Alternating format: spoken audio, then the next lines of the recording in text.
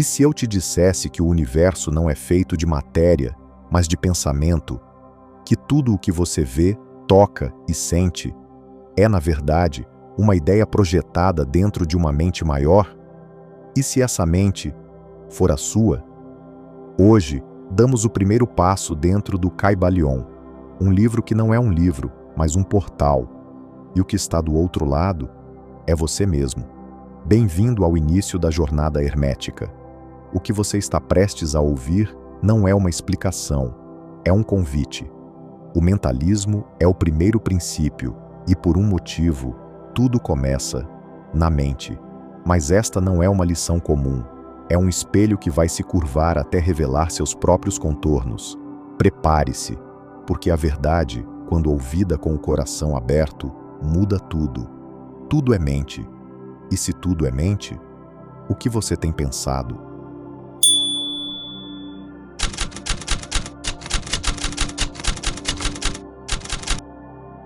Às vezes, parece que a realidade nos escapa pelas frestas dos dedos, como um sonho que quase lembramos, mas que logo se dissolve ao acordar.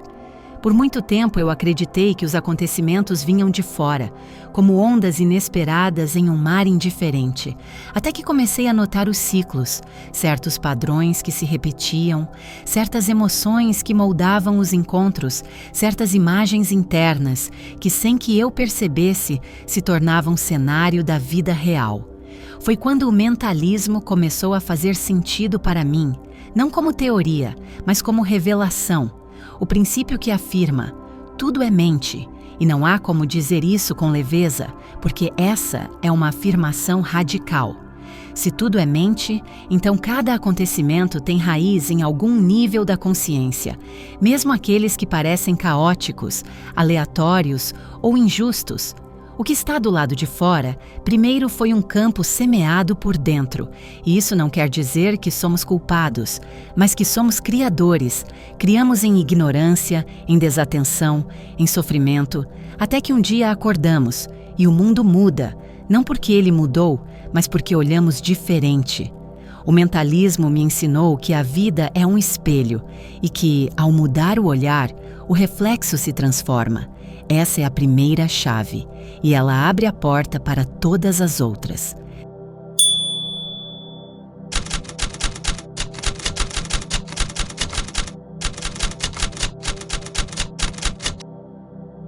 O Kybalion não é apenas um tratado filosófico. Ele é um mapa simbólico para decifrar a realidade. E o primeiro marco desse mapa é o princípio do mentalismo que afirma: o todo é mente. O universo é mental.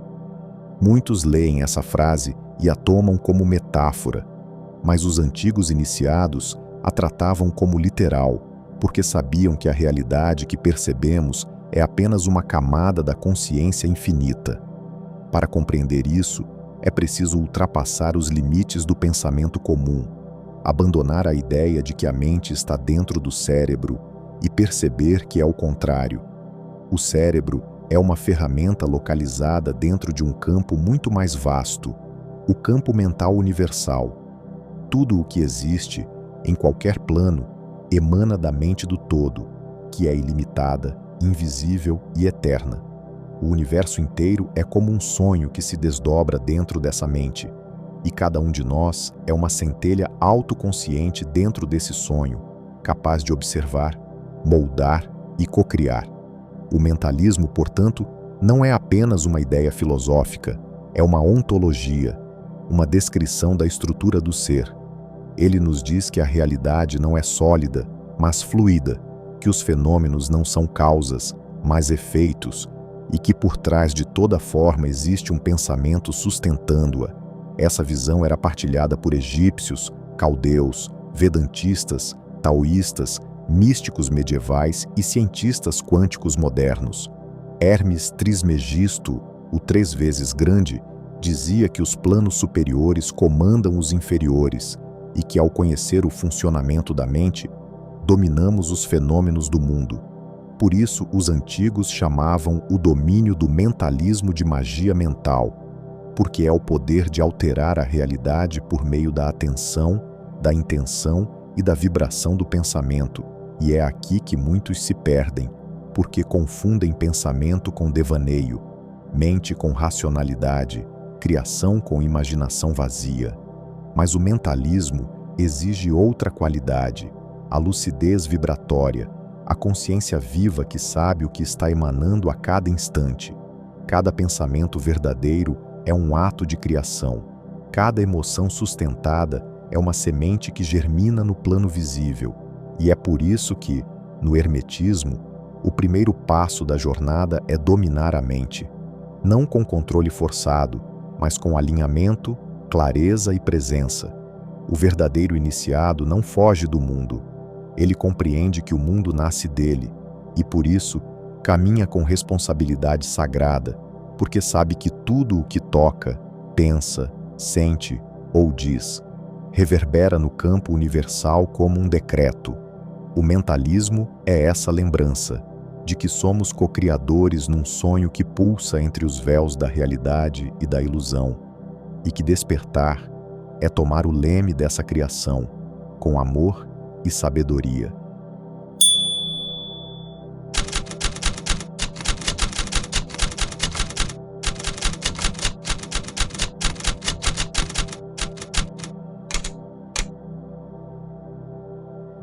Quando Kai Balion diz que o universo é mental, não propõe uma crença, oferece um convite, uma lente, um modo de ver, e ao longo do tempo, essa lente atravessou os salões dos templos e chegou, silenciosa, aos laboratórios.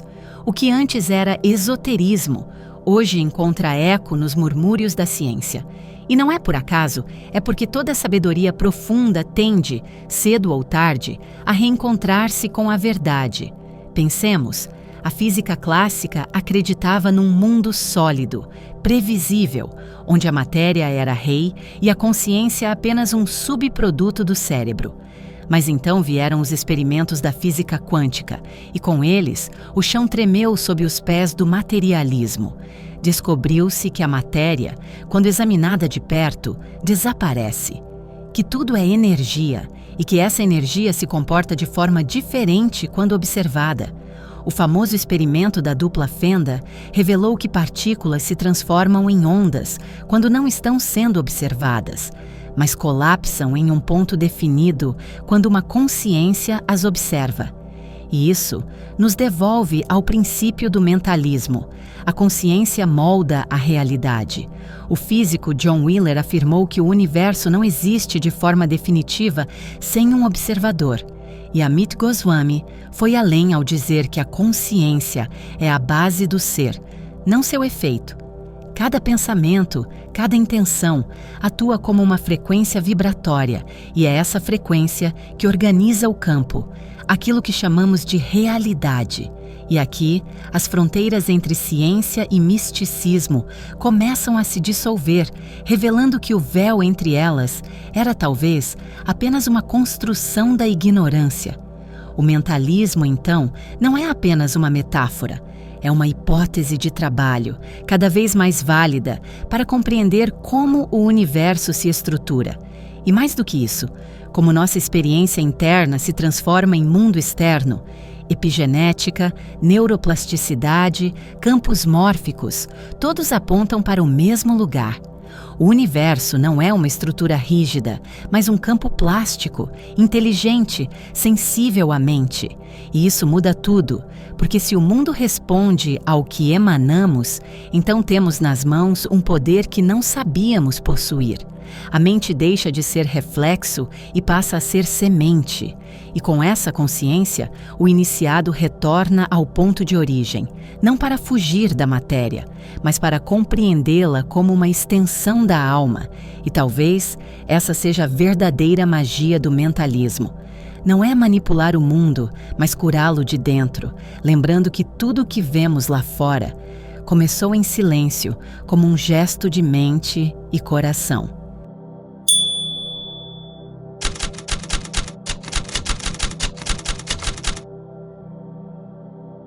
Se tudo é mente, então cada gesto, cada palavra e cada pensamento é uma ferramenta criativa. Não existe neutralidade no campo mental. Tudo emite, tudo influencia, tudo constrói ou destrói. O princípio do mentalismo não é apenas uma teoria abstrata, mas um convite radical à responsabilidade consciente, pois aquilo que cultivamos internamente se torna arquitetura invisível do nosso entorno. E aqui, não estamos falando apenas de pensamentos positivos ou frases motivacionais, mas de um realinhamento profundo com a matriz mental que governa nossas escolhas e reações. Acordar pela manhã com gratidão ou com ansiedade não é apenas uma questão emocional. É uma semente plantada no solo do invisível que germinará em forma de encontros, decisões e realidades materiais. O mentalismo nos ensina que o mundo não é apenas percebido, ele é projetado. Cada pessoa que encontramos, cada situação que enfrentamos, carrega consigo um espelho, uma ressonância daquilo que emitimos. Quando mudamos a frequência da nossa mente, o universo responde. E essa resposta não é mágica, é coerente. A mente organizada cria um campo ordenado. A mente caótica gera desordem ao redor. É por isso que tradições antigas enfatizam tanto a vigilância interior.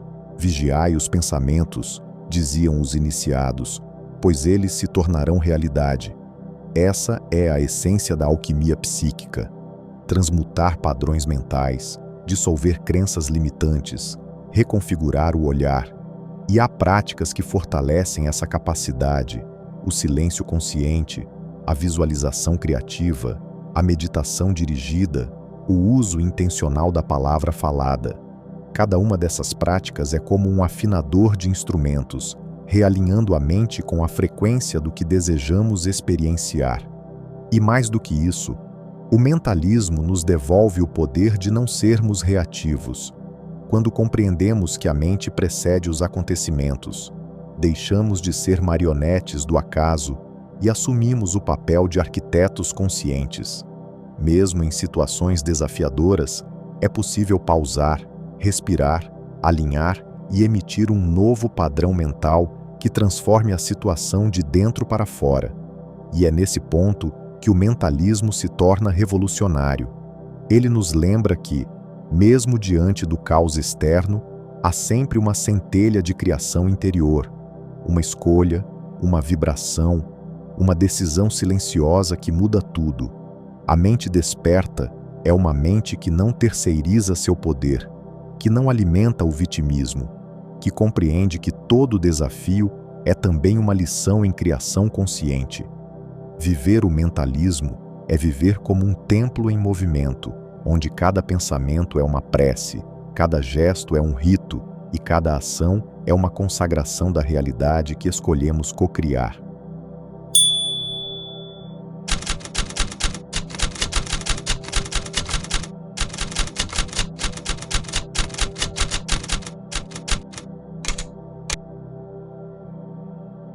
Mas nem toda luz é claridade, e nem todo pensamento é verdade.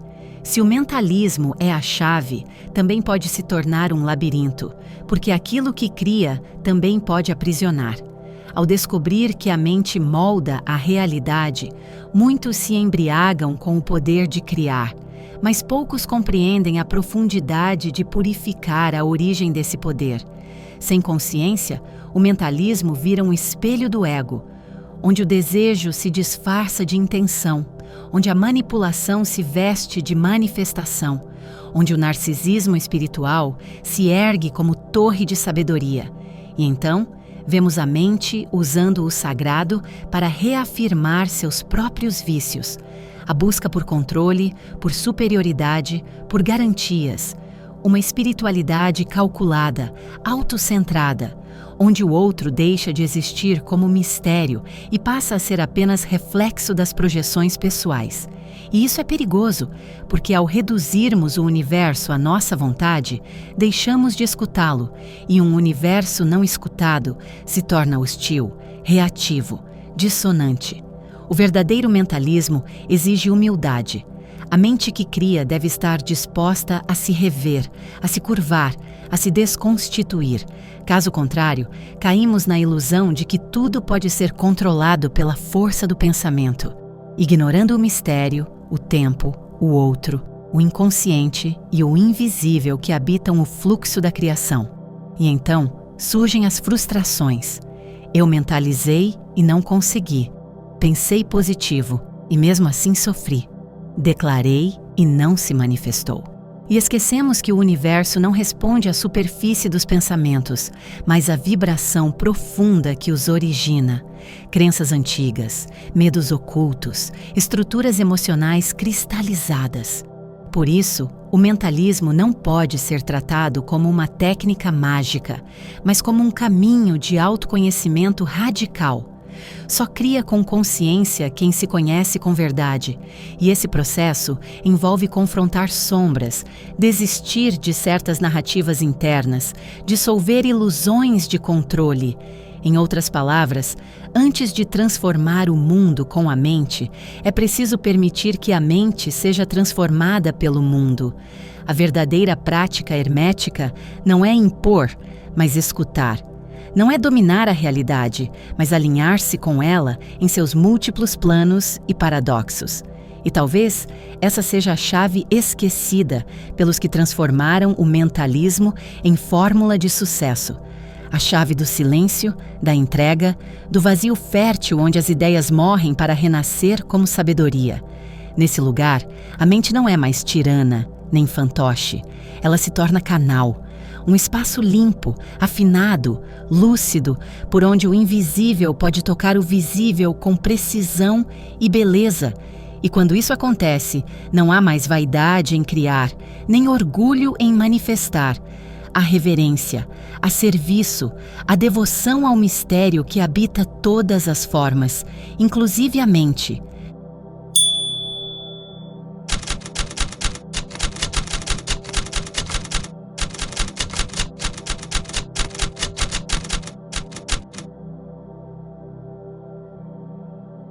A mente, como princípio criador, não é exclusiva do Kybalion.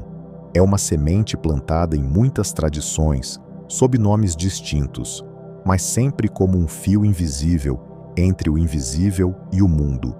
No cristianismo esotérico, temos o Logos, o Verbo primordial, que, segundo o Evangelho de João, estava com Deus e era Deus, e por ele todas as coisas foram feitas. Esse Verbo não é apenas som, mas consciência ativa que organiza o caos. O universo, então, seria uma manifestação do pensamento divino em forma de linguagem viva. Já na filosofia grega, Platão falava do nous, a mente divina que contempla as ideias eternas e ordena o cosmos. O nous é o arquiteto que vê o invisível e estrutura o visível. Em Hermes Trismegisto, essa mente organizadora é também o coração do universo, e é de lá que emana o ritmo, a ordem, a harmonia que tudo permeia. No Oriente, o mentalismo ganha outras roupagens. No hinduísmo, encontramos o conceito de Maya, o mundo como uma ilusão criada pela mente, mas também como um campo de manifestação da consciência pura, o Brahman, que pensa e, ao pensar, projeta os mundos. O Dharma, por sua vez, é a inteligência cósmica que mantém tudo em seu lugar. Uma espécie de lei mental que governa tanto os átomos quanto os destinos.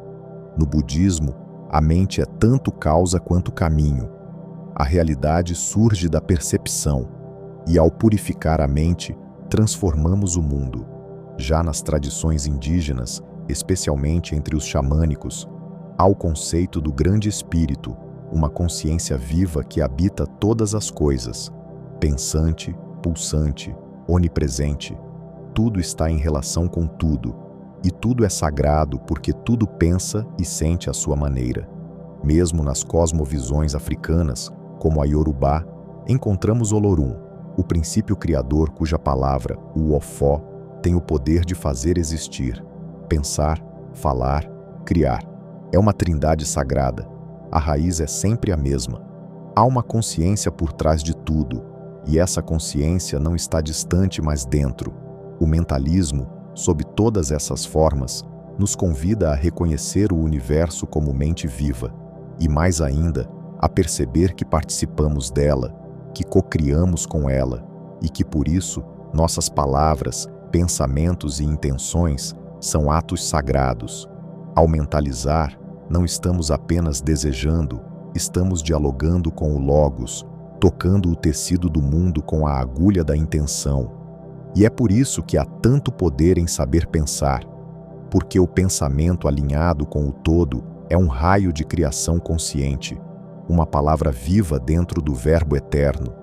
Compreender isso é lembrar que somos canais do que é maior e que, ao afinar nossa mente à mente maior, não apenas criamos realidades, criamos sentido, criamos beleza, criamos coerência entre o que somos e o que o universo quer nascer através de nós.